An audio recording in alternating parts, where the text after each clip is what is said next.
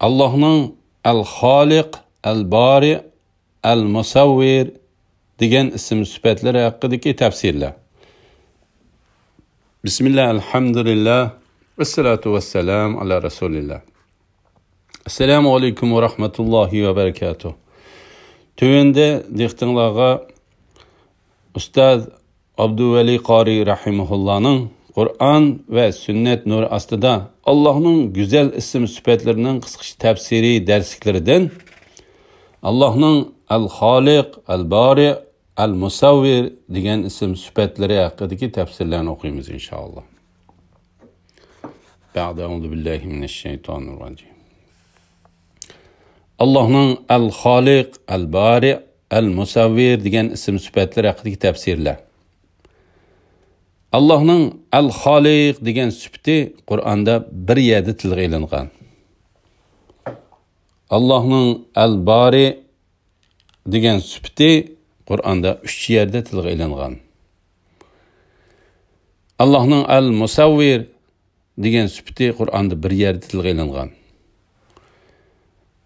El-Haşir surəsinin 24. ayetida tercümesi Allah hammani yaratquchidir. Yo'qlikdan paydo qilguchidir. Hamma narsaga surat, shakl beg'ishlig'ichidir. Eng chiroyli ismlarga egidir. Osmonlardagi va zimindagi narsalar uningga tasbih etib turdi. U g'olibdir, hikmat bilan ish qilguchidir. El-Haliq, el-Bari, el-Musavvir ismi ma'nosida bir-biriga yaqin tuyuladi. Lekin har birining o'ziga xos ma'nosi bor.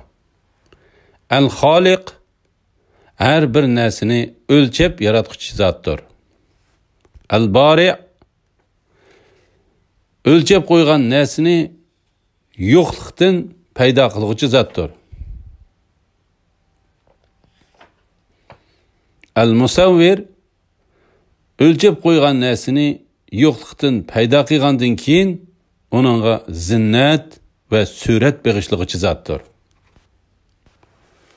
Bu ma'nolarni tushunishimiz uchun Alloh subhanahu va taolo hamma mavjudotga o'ziga xos miqdor beg'ishladi. Bu miqdorlarni hammamiz olamga nazar tashlasak ko'zimizga ko'rindi. Ko'proq ilmga ega kishilar texmi cho'nqur tushunadi. Olamdagi har bir narsaning o'ziga xos miqdori bor.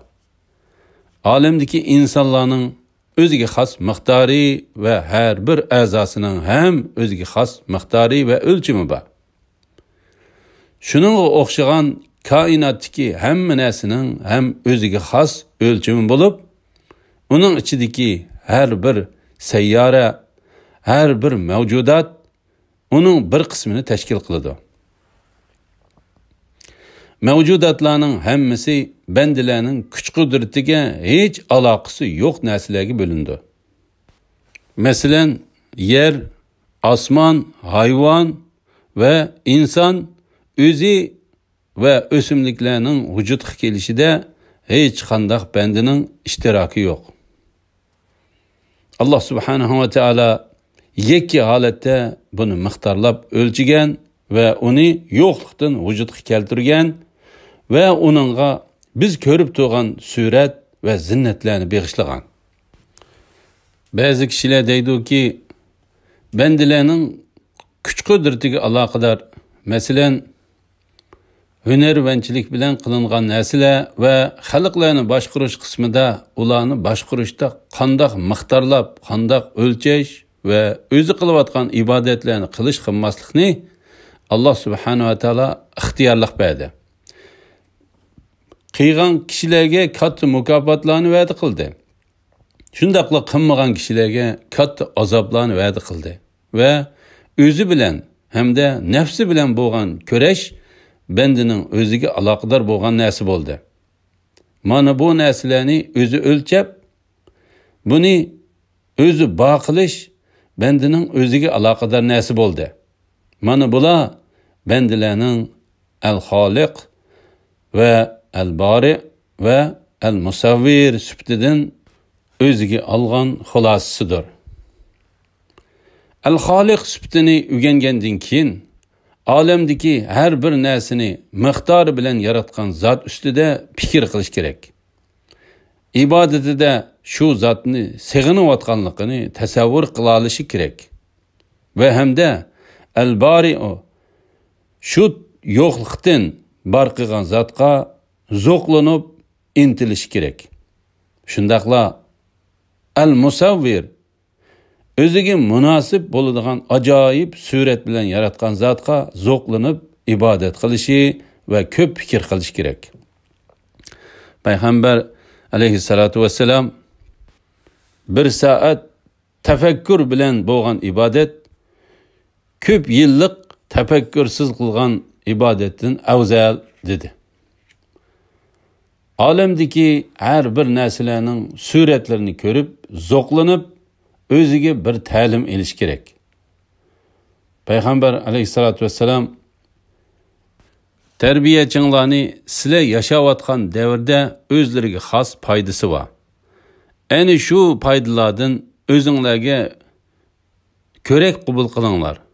Ya'ni olamdagi mavjudotlar ustida fikr qilib, shundaq suratga kirgizilgan mavjudotlarning bir manbadan kelganligiga qarab zo'q hosil qilib ibodat qilish kerak. Ana shu foydalardan nisibanglarni ilib olinglar. Agar shu foydalar sizlarga nisb bo'lsa, bundan keyin baxtsizlik sizlarga kelmaydi deb ta'lim berdi. Qur'on va hadislarda Allohning bu ism sifatlariga aloqador tuvandagi mazmunlar tilga ilingan. Al-Xoliq haqidagi oyat hadislar. Sura Haj 73-oyatida tarjimasi: Ey insonlar, ya'ni mushriklar jamiyasi, bir misol keltiriladi. Uningga quloq solinglar. Shubhisizki sizlar Allohni qo'yib cho'qinayotgan narsalarning hammasi yig'ilgan taqdirdimi bir chivinni yarata olmaydi. Aqli bor odam qandoqmi mushundaq narsalarni ma'bud qilib olib ularga cho'qinadi? Chivin ulardan bir narsani elib qochsa, uni chivindan tortib ola olmaydi. Cho'qing'uchimi ajizdir. Sura Al-Imron 19-oyatida tarjimasi: Ular öğrü tuğandımı, olturgandımı, yatgandımı Allah'ını əslab turdu. Osmonlarning ve ziminning yaratilishi to'g'risida fikr yurgizdi. Ular aytdi: Rabbimiz buni bekor yaratmading. Sen pokdirsan, bizni davzaq azobidan saqlagin. Sura G'oshiya 17-oyatida tarjimasi: Ular qaramamdoki, to'gilar qandoq yaratildi. Sura Mu'minun 14-oyatida tarjimasi: Ondan abi va nini laxti qonga aylantirdik. Ondan laxti qonni parcha go'shtga aylantirdik. Ondan parcha go'shtni so'ngakka aylantirdik. Ondan so'ngakka go'sht qo'ndirdik. Ondan uni jon kirgizib başka məxluqqa aylandırdık. En mahir yaratquchi Allah hikmet ve kudret cihetten uluqdur. Sura Falaq 1-2 ayetlarda tercümesi: Məxluqatning şerridən, qarang'uliq bilan kirgan kechining sharridan, tugunlarga dam salg'uchi sehrgarlarning sharridan, hasadxo'rning hasad qilgan chog'dagi sharridan, Subhining Rabbi Allohga sig'inib panoh tilayman degan. Sura Falaq 1-oyatidan 5-oyatgacha. Tövende hadislerden qarab boqayli. Peygamberimiz aleyhissalatu vesselam mundaq deydi: Kimiki bir manzilga tushib, Allah'ның kamil yaratgan sözleri Kur'an'a sig'inib, Allah yaratgan barliq mahluqatlarning sharridan panohlik tilayman desa, u kishi shu o'rindan yutkilib ketkicha hech narsa uningga zarar yetkazolmaydi. Rawahu Muslim 7053 hadis. Al-Bari haqidagi oyat hadislar. Sura Hadid 22. oyatida tarjimasi yer yuzidagi barliq hodisalar va o'zinglar uchragan musibatlar biz ularni yaratishdan burun lavhil mahfuzga yozilgan. Bu ish shubhisizki Allohga osondir. Sura Sod 71. oyatida tarjimasi o'z vaqtida Rabbing farishtalarga aytdi: "Men haqiqatan loydan bir odam yarataman." Sura Bayyina 7. oyatida tarjimasi iymon etgan va yaxshi amallarni qilganlar ana shular mahluqotlarning yaxshisidir. Sura Hashr 24. oyatida tarjimasi Allah hammani yaratquchidir. Yo'qlikdan paydo qilguchidir.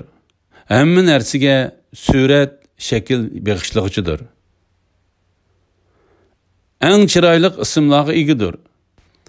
Osmonlardagi va zimindagi narsalar uningga tasbih aytib turdi. U g'olibdir, hikmat bilan ish qilguchidir.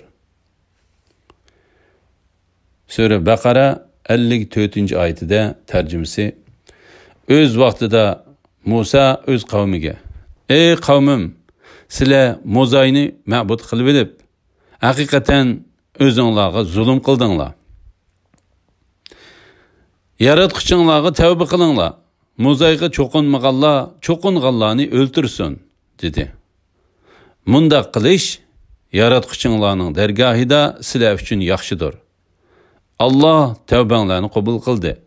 Allah tavbani haqiqatan bekmi qabul qilguchidir, nihoyatda mehribondir.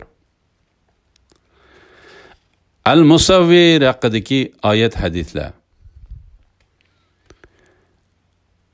O'xshashlam hozir o'qib o'tganimizdek Al-Hashr surasining 24. oyatida tarjimasi Allah hammani yaratquchidir. Yo'qlikdan paydo qilguchidir. Hamma narsaga surat, shakl beg'ishlag'uchidir. Eng chiroyli ismlarga egidir. Osmonlardagi va zimindagi narsalar uningga tasbih aytib turdi. U g'olibdir, hikmat bilan ish qilguchidir.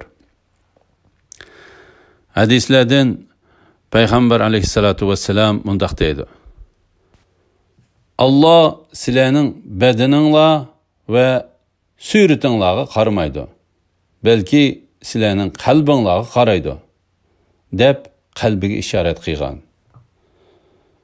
Muslim rivoyati 6707. hadis. Alhamdulillah. Yuqorida Ustoz Abduveli Qori rahimahullahning Allohning Al-Xoliq, Al-Bari, Al-Musavvir degan ism sifatlari haqidagi tafsiri nomli darsdan o'qidik. Oxirini keyin qitimliq o'qishimizni davomlashtiramiz inshaalloh. Va sallallohu ala Muhammad va ala alihi va sahbihi va sallam. Assalomu alaykum va rahmatullohi va barakatuh.